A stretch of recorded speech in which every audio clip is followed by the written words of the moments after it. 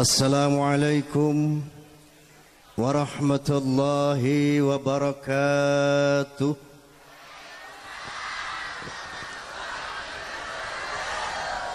Bismillahirrahmanirrahim.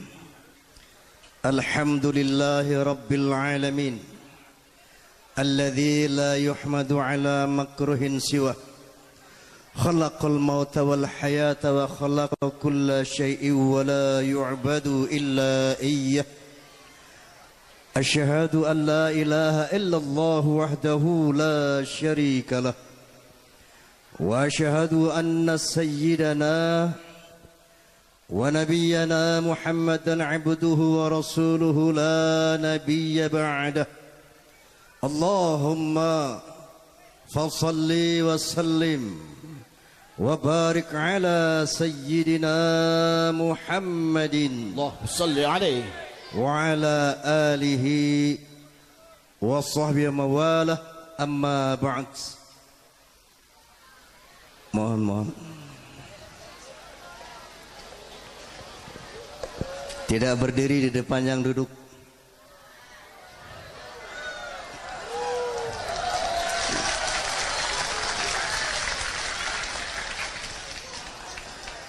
Al-Mukarramun, para alim ulama, para kiai masyayikh, wabil khusus pimpinan pondok pesantren Manarul Mabrur, Bapak Kiai Haji Miftahul Huda sing ganteng,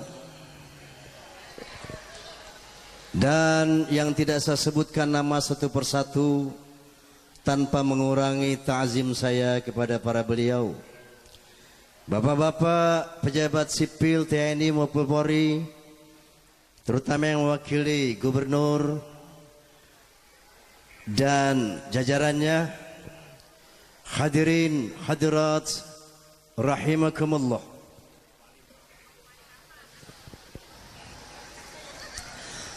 Sekian lama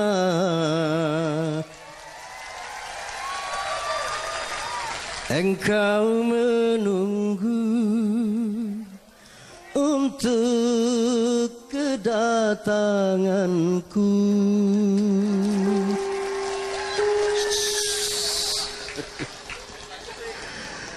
Bukankah aku telah berjanji kita jumpa di sini? Ku datang, kini ku datang padamu, senyumlah, sambutlah kedatanganku. Terus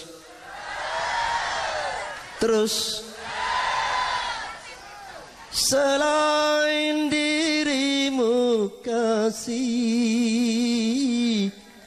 tiada yang lain lagi. Terus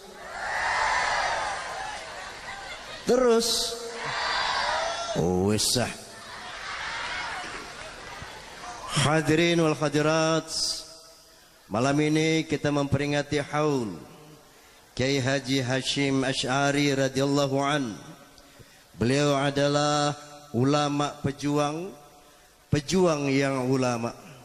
Tentunya di samping kita teladani beliau, mari kita doakan, Allahumma ighfir lahu warhamhu wa'afihi wa'fu anhu wa akrim nuzulahu wa wasi' madkhalahu wa aghsilhu bil ma'i wal thalji wal barad wa naqqihi minal khataaya kama yunaqqa ath-thawbul abyadu minad danas. Allahumma ij'al qabrahu rawdatan min riyadil jannah wa la taj'al qabrahu khufratan min khufarin niran. Amin Allahumma. Secara umum berbicara mengenai kematian, paling tidak ada komponen yang menjadi pembahasan. Komponen pertama adalah al-mayyit, Dalam hal ini Allah Subhanahu wa taala berfirman, kullu nafsin dha'iqatul maut wa innama tuwaffawna ujurakum yawmal qiyamah faman zuhziha 'anil nar wa udkhilal jannah faqad faz wa mal hayatud dunya illa mata'ul ghurur. Kata Allah Subhanahu wa taala, setiap jiwa, setiap yang bernafas pasti akan merasakan kematian. Kemudian barang siapa yang dimasukkan ke dalam syurga dan dihindarkan dari api neraka, itulah keberuntungan yang luar biasa. Wa innama tuwaffawna ujurakum yaumil qiyamah. Sesungguhnya Allah akan memberikan ganjaran pahala atau siksa kepada manusia bukan di dunia ini, tapi nanti pada hari kiamat. Kalau pahala manusia diberikan di dunia, niscaya alam ini enggak muat untuk menerima pahala-pahala dari Allah Subhanahu. Insyaallah beliau punya pahala yang luar biasa insyaallah. Karena NU merupakan amal jariah beliau yang tidak putus-putus sampai akhir zaman kelak. Amin. Amin. Yang kedua, secara umum ahli mayit. Dalam hal ini Allah Subhanahu wa taala berfirman, "Wala nabluwannakum bisyai'im minal khauf wal ju'i wa naqsim minal amwali wal anfusi wath thamarat." Allah pasti akan menguji kamu. Wala nabluwannakum, di sana ada lam dan nun taukid yang artinya pasti. Ya. Pasti Allah akan uji kamu.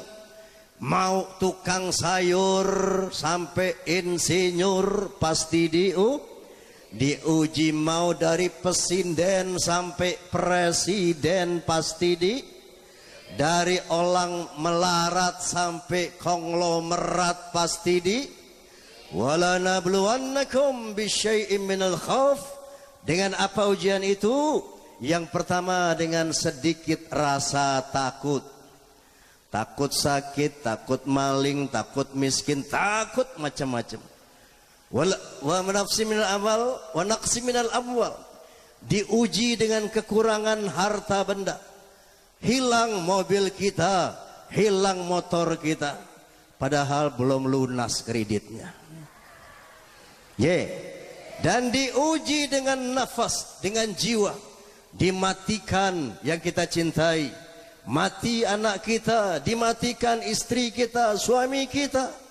Kemudian dan akan diuji dengan buah-buahan secara ekonomi. Lalu apa kata Allah? Wa basyiril sabirin. Berikan berita gembira kepada orang-orang yang sabar. Siapa orang sabar itu? Alladzina idza asabathum musibah qalu inna lillahi wa inna ilaihi raji'un. Orang yang sabar itu ialah apabila dia ditimpa musibah, kehilangan hartakah, kehilangan jiwakah, maka dia akan berkata seraya sadar, inna lillahi, saya datang dari Allah tanpa membawa siapa-siapa, tanpa membawa apa-apa. Nggih napa nggih? Wa inna ilaihi raji'un, dan kepada Allah kami akan dikembalikan juga tanpa membawa siapa-siapa, tanpa membawa apa-apa. Jadi kalau manusia ingat mati, insya Allah cobaan yang berat akan terasa ringan. Genobongge. Cobaan yang besar akan terasa kecil. Genobongge. Waduh, kalongku dijambret tuwong. Inna lillah wa inna ilaihi raji'un. Saya datang dari Allah, enggak gawa kalung. Nanti mulih kepada Allah, enggak gawa kalung. Kenapa nggih? Emang gua pikirin lapang dada. Ya. Kalau orang ditimpa musibah ingat mati, dia akan bisa sabar. Kalau orang sabar, maka akan dapat hadiah dari Allah Subhanahu wa taala. Apa itu? Ulaika alaihim salawatum min rabbihim warahmah. Kepada orang yang sabar, Allah akan bersolawat. Biasanya kita dengar innallaha wa malaikatahu yusalluna 'alan nabi. Allah dan malaikat bersolawat kepada Nabi. Tapi kali ini Allah juga akan bersolawat kepada orang yang sabar. Apa solawat Allah itu, Bu? Paling tidak penghargaan, penghormatan, warahmah, dan rahmat. Tahu rahmat? Kenikmatan zahiran wa batinan fid dunya wal akhirah. Jadi kalau orang sabar, maka Allah akan beri hadiah, penghormatan, penghargaan. Kalau Anda dapat hadiah dari Pak Gubernur saja, paling tidak itu kunci mobil. Tentu sak mobil-mobile. Kenapa nggih? Apalagi Allah kalau memberi penghargaan kepada Anda, Masya Allah. Ya, ini hadiah buat orang yang sabar. Semoga siapapun yang ditinggalkan mati oleh ahlinya, mudah-mudahan diberikan kesabaran, amin, ketabahan, amin, agar mendapat salawat dan rahmat dari Allah Subhanahu wa ta'ala. Unsur yang ketiga, al-musyahid, orang yang menyaksikan kematian. Seperti kita sekarang merayakan haul, kalau nggak salah yang ke-9 dari Sidratul Syekh Ki Hashim Asy'ari. Ya, tiap saat kita melihat saudara kita dikuburkan, tiap saat kita ikut tahlilan, mentahlili saudara kita yang meninggal dunia. Apa kata Nabi? Apa kata Nabi? Kafa bil mauti wa'izo. Cukup kematian itu menjadi nasihat buat kamu. Artinya apa? Kalau kali ini kita katakanlah tahlil untuk seseorang saudara kita, pasti satu saat kita yang akan ditahlili. Genapa nggih? Kalau hari ini kita memakamkan saudara kita, pasti satu hari kita yang dikuburkan oleh saudara-saudara kita. Genapa nggih? Makanya kata Nabi sallallahu alaihi wasallam, kafa bil mauti wa'izo. Cukup kematian yang kamu saksikan menjadi nasihat buat kamu. Sebagaimana firman Allah Subhanahu wa taala, qul innal mauta allati tafirruna minhu fa innahu mulaqikum thumma turadduna ila alimil ghaibi wasyahadah fayunabbi'ukum bima kuntum ta'malun. Kata Allah Subhanahu wa taala, katakan ya Muhammad kepada manusia, seandainya sesungguhnya kematian yang kamu takutkan itu, kematian yang kamu lari daripadanya, dia akan menjemputmu dan akan menghadapkanmu ke hadapan Allah Subhanahu wa taala yang mengetahui yang gaib dan yang nyata, dan akan mempertontonkan kepada kamu apa yang kamu lakukan selama ini di dalam dunia. Percaya apa buatan? Percaya apa buatan? Bahwa perbuatan kita akan diperlihatkan kembali oleh Allah. Percaya apa enggak? Ya, saya mau cerita. Elek-elek ngene aku ki bintang film. Nggih napa nggih? 29 film saya jadi membintangi film. Artinya apa?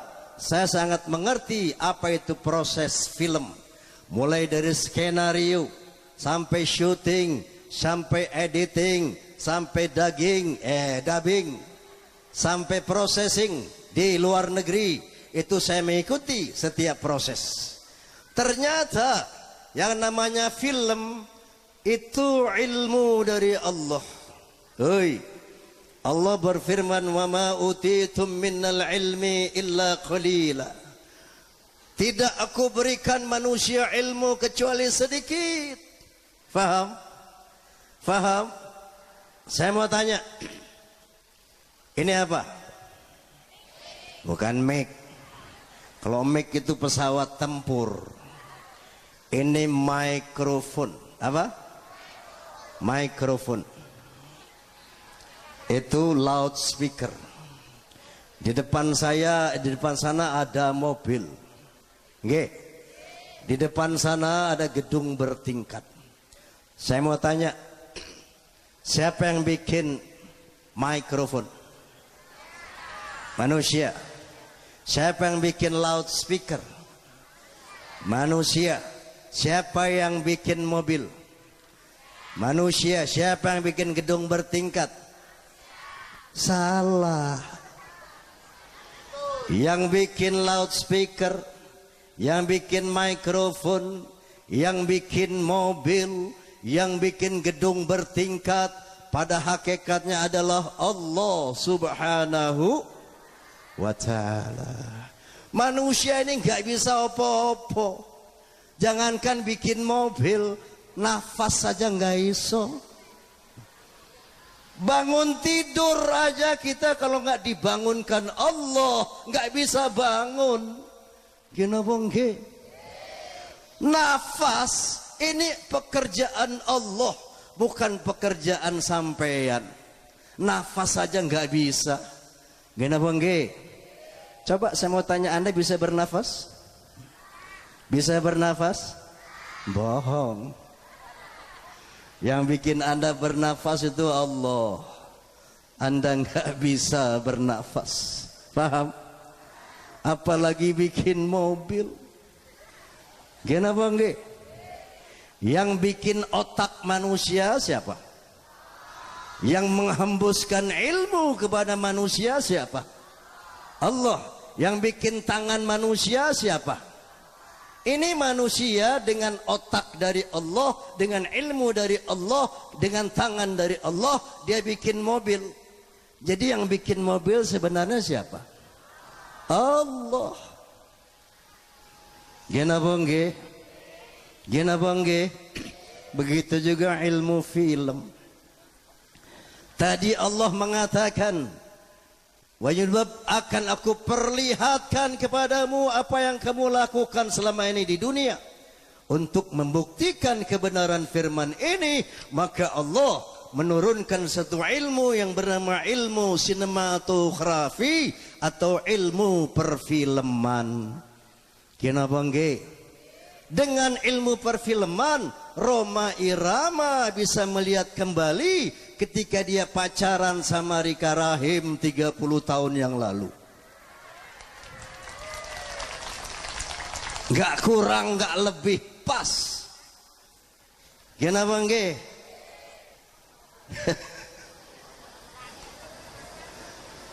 Dengan ilmu perfilman, Rhoma Irama bisa melihat kembali bagaimana dia pacaran sama Ani.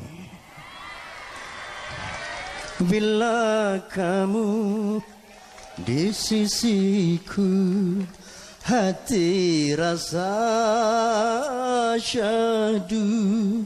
Satu hari usah tak ngombe sik.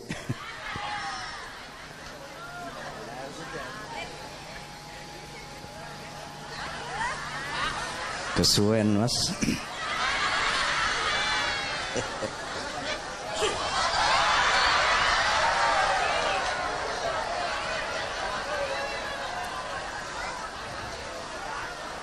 Hei, matur nuwun Pak Jody.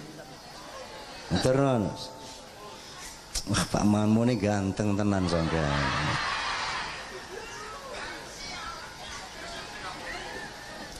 Matur nuwun Mas, nun sewu, nun sewu. Jadi tujuan Allah menurunkan ilmu perfilman ke dalam otak manusia untuk membuktikan bahwa perbuatan manusia tidak hilang dan bisa dilihat kembali. Faham?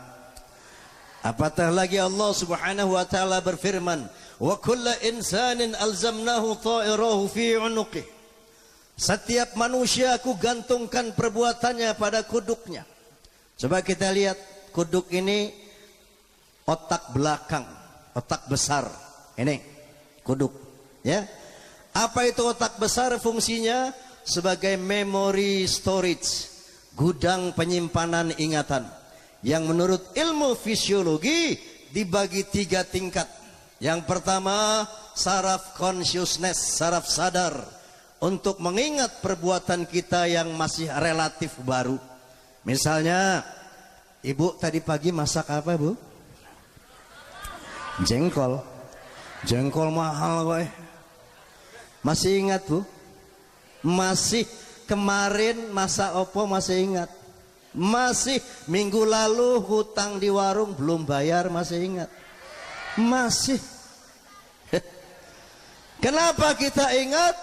Ini bukti bahwa apa yang kita lakukan tidak hilang, disimpan oleh Allah Subhanahu wa taala di unuk kita, di kepala belakang kita. Faham? Saraf yang kedua, subconsciousness, saraf setengah sadar. Ini untuk menyimpan perbuatan kita yang sudah lama. Coba Anda tanya nenek dan kakek, dia pasti ingat ketika pacaran masih perawan dan gadis di bawah tiang listrik. Gini pongi, Nek. Masih ingat, Nek? Waktu pacaran masih perawan, masih ingat, Nek? Masih. Itu bukti bahwa perbuatan kita tidak hilang. Kita simpan, disimpan oleh Allah Subhanahu wa taala fi unuqih, di otak belakang kita. Begitu juga yang ketiga, saraf unconsciousness, saraf tidak sadar. Ini untuk menyimpan perbuatan kita yang kita sudah lupa ketika kita balita, ketika kita dilahirkan. Ingat apa enggak? Enggak, itu disimpan di unconsciousness. Lalu apa kata Allah? Thumma nukhrijukum yawmal qiyamah kitaban yalqahu mansyura. Maka pada hari kiamat aku keluarkan rekaman di belakang kepalamu, kitab yalqahu mansyura, seperti kitab yang terkembang, seperti komputer yang maha canggih. Iqra kitabak, baca sendiri kitabmu. Kafa binafsikal yawma 'alaika hasiba, cukup dirimu sendiri yang menghitung perbuatanmu tanpa dihitung oleh orang lain. فَمَنْ يَعْمَلْ مِثْقَالَ ذَرَّةٍ خَيْرًا يَرَهُ وَمَنْ يَعْمَلْ مِثْقَالَ ذَرَّةٍ شَرًّا يَرَهُ. Barang siapa yang melakukan perbuatan baik sebesar debu, dia akan melihatnya kembali. Dan barang siapa yang melakukan kejahatan, walaupun kerlingan mata kedengkian, dia akan melihatnya dan akan dihitung oleh Allah Subhanahu wa taala. Jadi itu dibuktikan dengan ilmu perfilman. Kenapa nggih? Begitu juga Rasulullah pesan, kalau bicara hati-hati, karena ucapanmu nggak hilang. Ini naik ke langit, dan dia akan tersimpan, terekam di sebuah lapisan langit. Nanti akan diperdengarkan kembali pada pengadilan Allah Subhanahu wa taala pada hari kiamat. Untuk membuktikan kebenaran firman ini, maka Allah menurunkan ilmu recording system, ilmu rekaman suara. Dengan ilmu rekaman suara, kita bisa mendengar suara kita puluhan tahun yang lalu. Kenapa nggih? Kenapa nggih?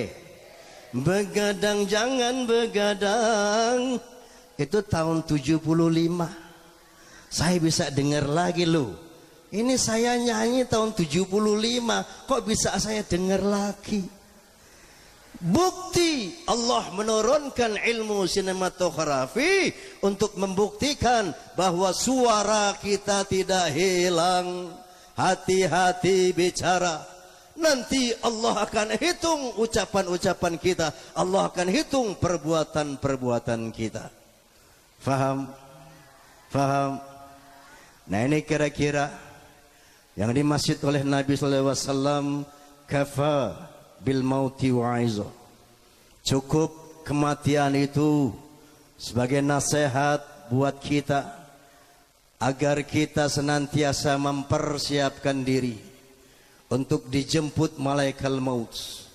Allah Subhanahu wa taala mengingatkan kita manusia, karena manusia ini apalagi zaman modern, ya, itu sudah menjadi manusia-manusia yang materialistis, manusia-manusia yang sekuler. Seperti saya katakan tadi, orang kalau tidak mendalami Al-Quran, dia melihat pembangunan material, dia kagum sama manusia, bukan sama Allah. Faham? Dia bangga sama orang Jepang. Oh, Jepang hebat, bisa bikin komputer. Bangga sama Amerika. Oh, Amerika hebat, bisa bikin satelit. Bangga sama manusia, bisa bikin ini itu, teknologinya hebat. Dia lupa padahal yang bikin mobil, teknologi apapun, Allah Subhanahu wa ta'ala. Nah, jadi Allah mengingatkan kita apa ini dunia. I'lamu annamal hayatud dunya la'ibun wa lahun wa zinatun wa tafakhurun bainakum wa takathurun fil amwali wal aulad kamathali ghaithin a'jabal kuffaru nabatuh thumma yahiju fatarahu musfarran thumma yakunu khutama wa fil akhirati 'adzabun syadidun wa maghfiratun minallahi wa ridwan wa mal hayatud dunya illa mata'ul ghurur. Kata Allah Subhanahu wa ta'ala, wa'lamu annamal hayatud dunya la'ib wa lahun. Ketahuilah bahwa kehidupan dunia itu enggak lebih dari main-main dan senda gurau. Kemarin kita melihat World Cup, pertandingan bola dunia. Bola siji diuber-uber sama 22 orang, ditonton manusia sak dunia. Kenapa nggih? Bola satu diperebutkan 22 orang, ditonton manusia sak dunia. Kenapa nggih? Laib, dunia ini cuma main-main dan senda gurau. Wazinatun, perhiasan, emas lah, perak lah, segala macam lah.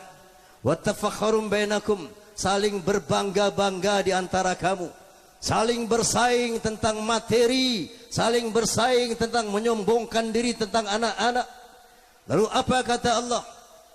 Kamathali ghaith a'jabal kuffaru nabatuh. Kehidupan dunia ini enggak lain, enggak lebih seperti hujan lebat, seperti hujan lebat yang menyirami bumi. Kemudian bumi tadi mengeluarkan tanam-tanaman yang hijau, daunnya, ranum buahnya, menakjubkan para petani.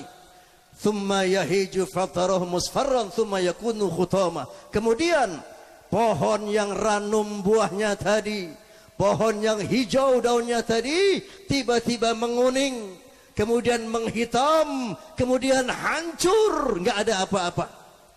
Allah mengumpamakan kehidupan dunia seperti itu, seperti tanaman yang ranum buahnya, yang hijau pohonnya, yang mengagumkan para penanamnya. Kita terkagum-kagum sama dunia ini, tapi Allah mengatakan duniamu seperti tanaman yang menguning, kemudian menghitam, kemudian hancur.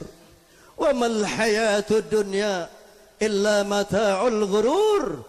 Tidak ada kesenangan dunia kecuali kesenangan yang semu, yang sesaat, yang menipu. Wa inna darul akhirata lahyal hayawanu law kanu ya'lamun. Kehidupan akhirat itulah kehidupan yang sebenar-benarnya kalau kamu mau tahu. Bu, saya mau tanya, ibu umur berapa? Nggak sama umur ya. Manusia ini di dunia ini cantiknya kalau ibu paling sampai 40 tahun. Kenapa nggih? 5 tahun, 50 tahun ke atas peot. Kenapa nggih? Itulah hidup di dunia. Ya. Yang jabatannya tinggi pensiun badan, pensiun. Yang hartanya banyak satu saat akan ditinggalkan harta kalau ditangkap KPK, atau dia meninggalkan harta kalau dia mati. Betul? Wa mal hayatud dunya illa mata'ul ghurur. Tidak ada kesenangan dunia kecuali semu, menipu sesaat. Dan akhirat itulah kesenangan yang sebenarnya. Ibu tahu surga? Surga nggak tahu? Sama. Orang belum mati, betul? Betul? Paling tidak mau tahu surga? Mau tahu surga? Ada informasi dari Allah Subhanahu wa taala tentang surga. Dalam satu hadis qudsi Allah berfirman, "A'datu li'ibadiyas salihin ma la 'ainun ra'at wa la udhunun sami'at wa la khattara 'ala qalbi bashar." Aku sediakan surga nanti di akhirat buat orang-orang yang bertakwa, yaitu suatu tempat di mana keindahannya, kenikmatannya, kehebatannya enggak pernah terlihat oleh mata, tidak pernah terdengar oleh telinga, dan tidak bisa dihayalkan oleh akal manusia, saking indah dan hebatnya surga. Salah satu keutamaan surga, kata Nabi, nanti orang di surga semuanya umurnya 20-an, muda selama-lamanya, hidup selama-lamanya, nggak tua-tua, nggak mati-mati. Nenek-nenek sorry nggak masuk surga. Ya tuh nenek dia nangis. Maksud saya, nek, kalau nenek mati nanti muda lagi. Amin. Bukan cuman muda lagi, nek, perawan lagi. Ya. Dan di samping itu kata Nabi, di surga itu wajah manusia nggak elek-elek kayak ngene. Maksud saya, kita sebagai bangsa Indonesia kalau dibandingkan dengan orang barat termasuk elek iki. Betul? Coba lihat orang barat diciptakan oleh Allah Subhanahu wa taala. Kulitnya putih seperti salju, matanya hijau biru seperti permata beneran, rambutnya pirang kuning seperti emas. Padahal orang kafir diciptakan begitu indahnya oleh Allah Subhanahu wa taala. Sementara umat Islam tuh di Jazirah Afrika, bangsa Nigeria Islam, bangsa Somalia Islam, bangsa Sudan Islam, Senegal Islam, tapi diciptakan oleh Allah hitam beleketek. Kenapa enggak? Umat Islam jangan kecil hati. Kenapa? Wajah di dunia ini wajah formalitas, wajah sementara, wajah pinjaman. Nanti di akhirat bukan wajah yang ini yang kita pakai. Allah Subhanahu wa taala berfirman, "Nahnu qaddarna bainakumul maut wa ma nahnu bimasbuqin ala an nubadila amsalakum wa nunsyi'akum fi ma la ta'lamun." Kata Allah Subhanahu wa taala, aku yang menentukan kematian di antara kamu hai manusia, dan aku tidak bisa dikalahkan. Aku akan menggantikan orang-orang yang aku matikan dengan orang yang baru, dan aku akan merubah wajahmu nanti di akhirat dalam bentuk yang belum kamu ketahui, tentunya sesuai dengan amal ibadah kita masing. Walaupun di dunia diciptakan tampan cantik seperti orang barat, seperti bintang film Hollywood, tapi kalau nggak pernah ibadah, nanti di akhirat dibangkitkan jauh lebih jelek dari monyet yang paling jelek. Naudzubillahimin. Bu, kemana bu? Hoi, mau kencing? Bali mana? Bali mana? Sebaliknya, walaupun di dunia ini kita diciptakan jelek, pendek, pesek, bengek, tapi kalau rajin ibadah kepada Allah, nanti dibangkitkan di surganya Allah jauh lebih cantik, jauh lebih tampan dari bintang film manapun di dunia ini. Bahkan istri salehah kata Nabi, kecantikannya nanti di surganya Allah 70 kali lebih cantik dari bidadari. Amin. Nah ini kira-kira hikmah yang harus kita petik. Persiapkan kematian yang akan menjemput kita, tentunya dengan meningkatkan iman takwa kita kepada Allah Subhanahu wa ta'ala. Last but not least, mengenai isu capres Rhoma Irama.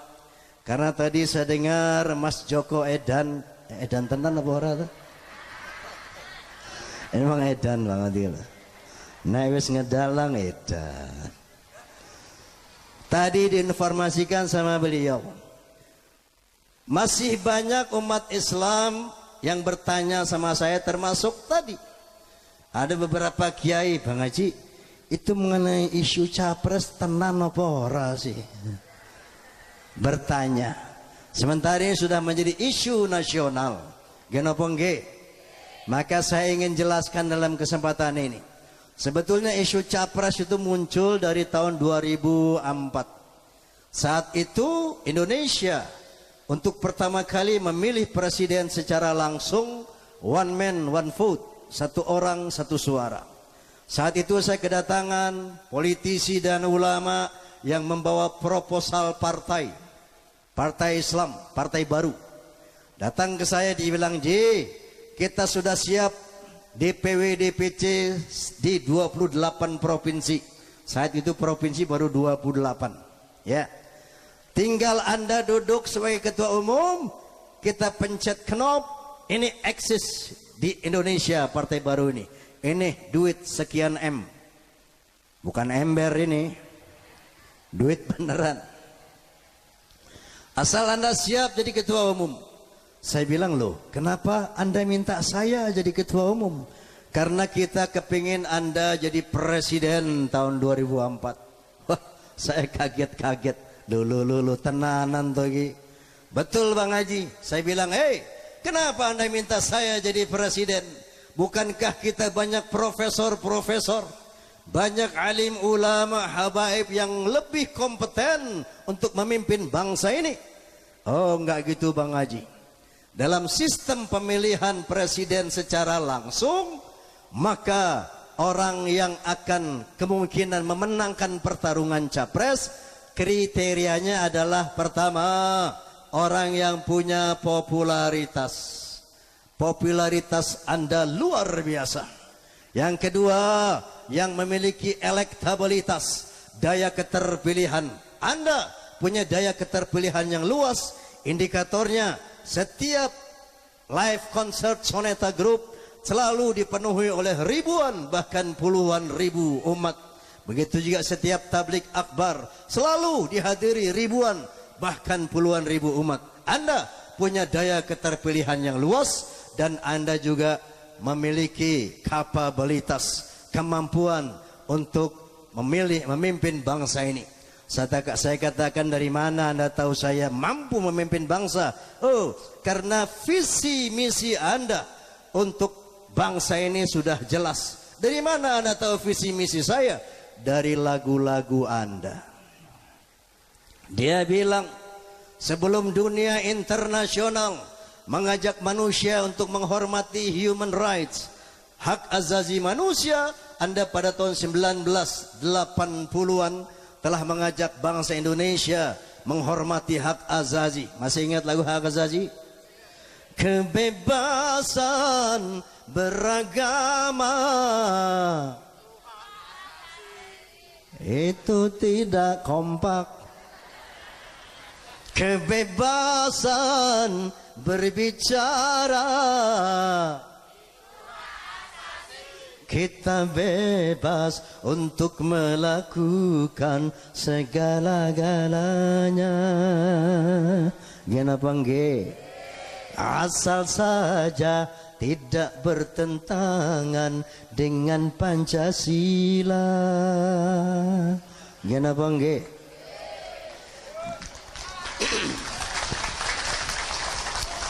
Dan selain itu, sebelum dunia internasional sebelum Indonesia membentuk KPK, Anda telah mengajak bangsa Indonesia untuk memerangi korupsi dalam lagu Indonesia pada tahun 1982. Selama korupsi semakin menjadi-jadi, jangan diharapkan adanya pemerataan. Gana bangge, hapuskan korupsi di segala birokrasi agar terlaksana kemakmuran yang merata. Faham? Dalam Undang-Undang Dasar 45 pasal 33 ayat 3 jelas berbunyi, bumi dan air dan kekayaan alam yang terkandung di dalamnya dikuasai oleh negara dan dipergunakan untuk sebesar-besar kemakmuran rakyat. Rakyat sudah makmur belum? Kemakmuran sudah merata apa belum? Kenapa? Karena maraknya praktek-praktek korupsi, maka yang terjadi, yang kaya makin kaya, yang miskin makin miskin, yang kaya makin kaya, yang miskin. Gena bangge. Mereka bilang selain itu Anda juga punya komitmen untuk membangun moral bangsa melalui lagu judi, narkotika, keramat dan lain sebagainya. Jadi Anda kompeten buat memimpin bangsa. Tolong Bang Haji duduk sebagai ketua umum.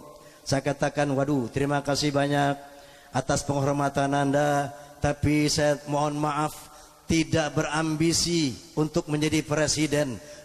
Emangnya jadi presiden enak? Betul. Presiden buat saya bukan jabatan yang menggiurkan, tapi menakutkan. Kenapa nggih? Tanggung jawabnya besar di hadapan Allah dan manusia. Kenapa nggih? Enakan jadi raja dangdut lagi. Kenapa nggih? Pada tahun 2009 datang lagi tim ses dari seorang capres melamar saya dengan dasar tadi.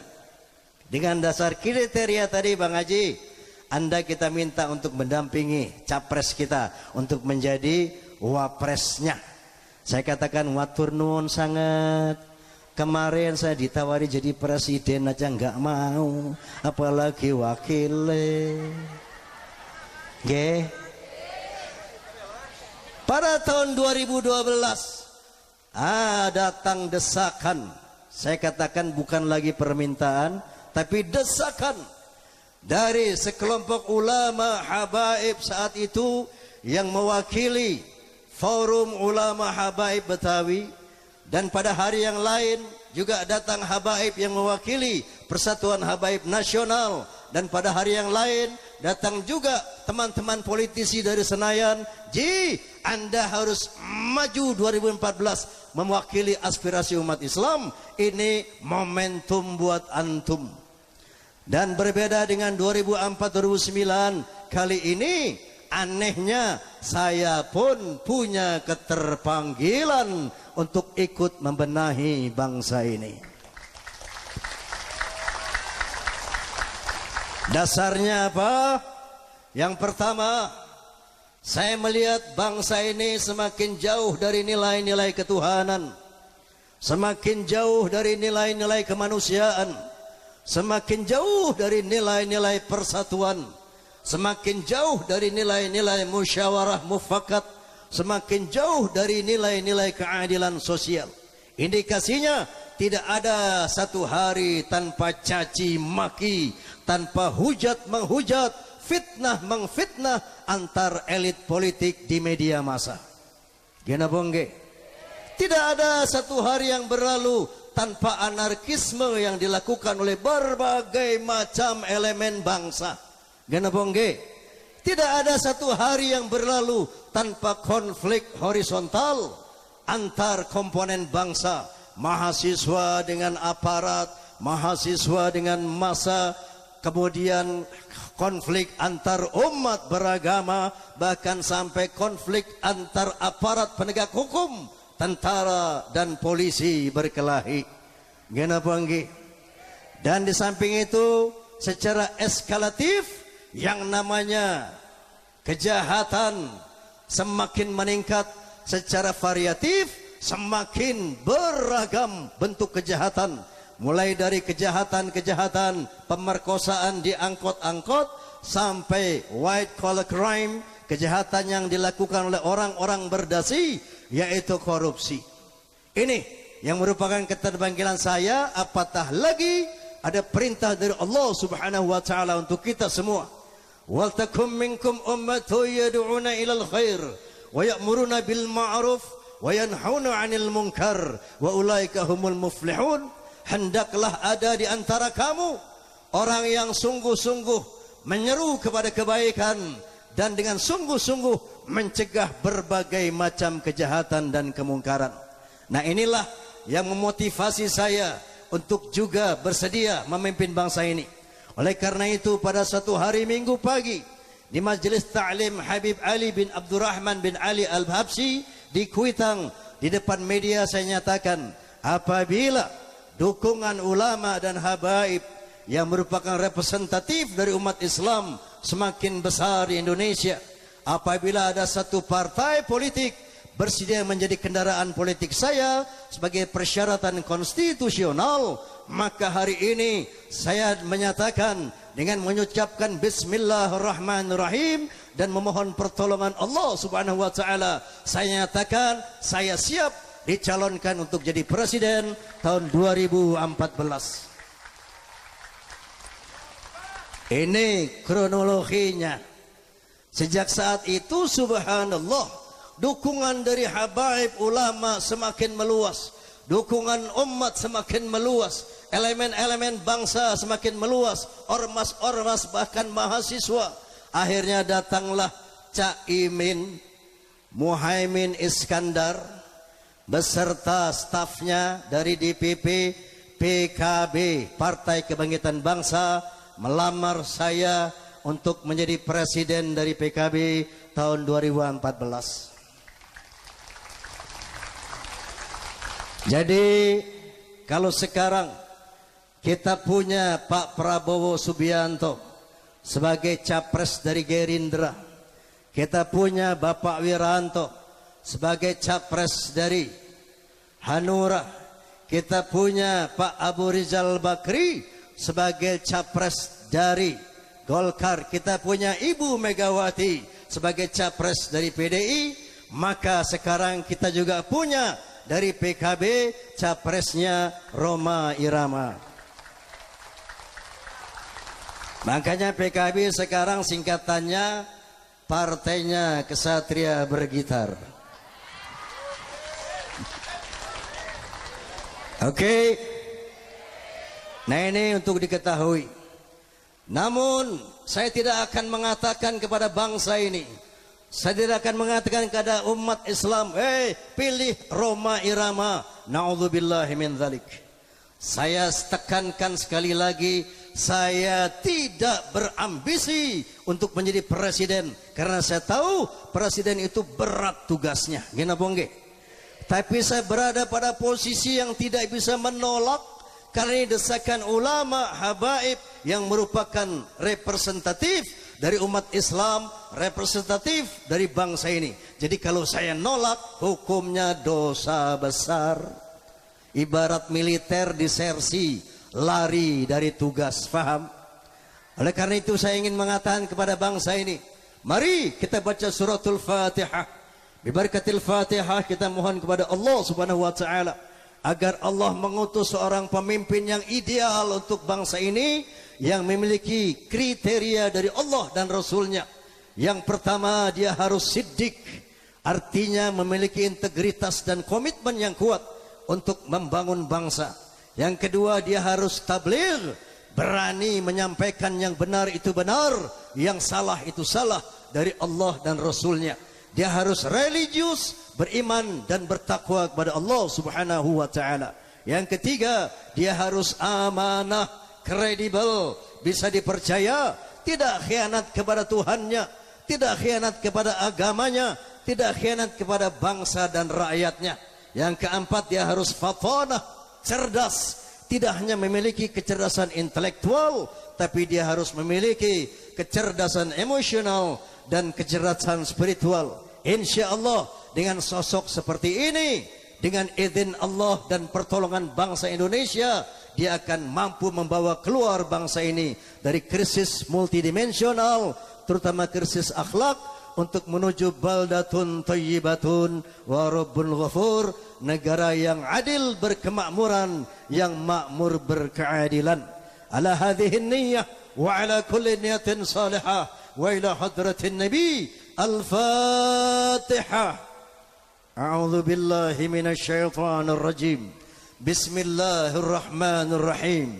Alhamdulillahi rabbil alamin. Ar-Rahmanir Rahim. Maliki yaumiddin.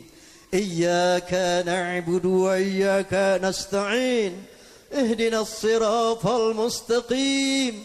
Siratal ladzina an'amta 'alaihim ghairil maghdubi 'alaihim waladdallin. Amin. Qabul insyaallah. Hadirin hadirat, sekedar ini yang bisa saya sampaikan. Mudah-mudahan manfaat buat kita semua. Atas segala kekurangan, kehilafan, kesalahan itu dari Roma Irama, saya mohon dibukakan pintu maaf yang sebesar-besarnya. Akhirul kalam, wallahul muwafiq ila aqwamit thariq. Assalamualaikum warahmatullahi wabarakatuh.